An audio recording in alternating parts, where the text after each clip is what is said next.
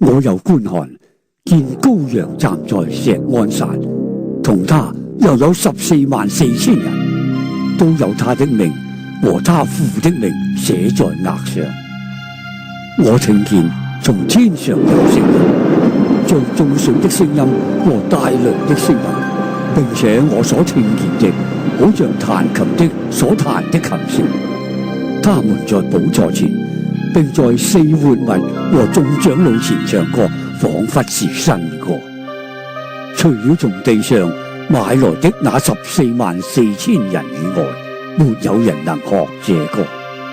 這些人未曾沾染婦女，他們原是童身。羔羊無論往哪裏去，他們都跟隨他。他們是從人間買來的，作初熟的果子歸與神和羔羊。在他們口中察不出謊言來，他們是沒有瑕疵的。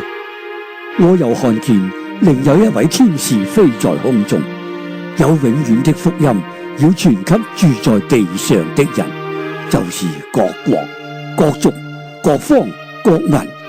他大聲說：應當敬畏神，將榮耀歸給他，因他施行審判的時候已經到了。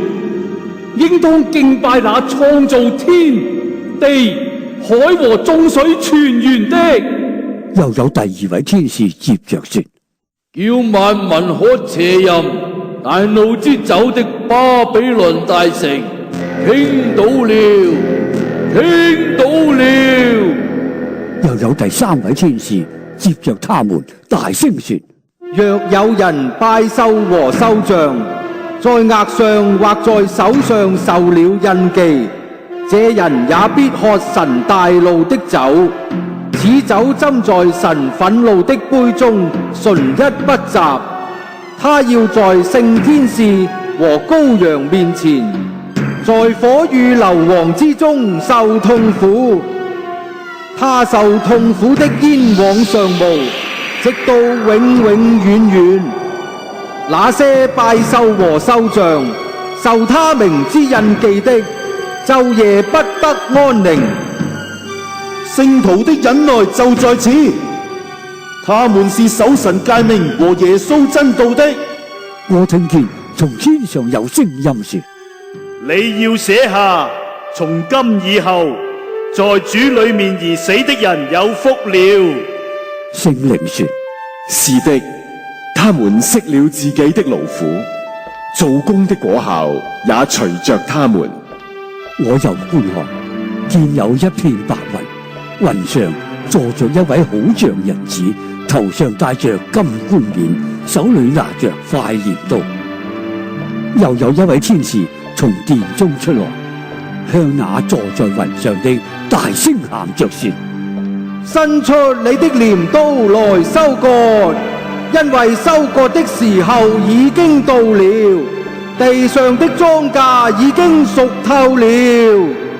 那坐在雲上的就把鐮刀扔在地上，地上的莊稼就被收割了。又有一位天使從天上的殿中出來，他也拿着塊鐮刀。又有一位天使從祭壇中出來，是有權柄管火的，向拿着塊鐮刀的大聲喊着說：伸出塊鐮刀來，收取地上葡萄樹的果子，因為葡萄熟透了。那天使就把鐮刀扔在地上，收取了地上的葡萄，丟在神憤怒的大酒醡中。那酒醡踹在城外，就有血從酒醡裏流出來，高到馬的嚼環，遠有600里。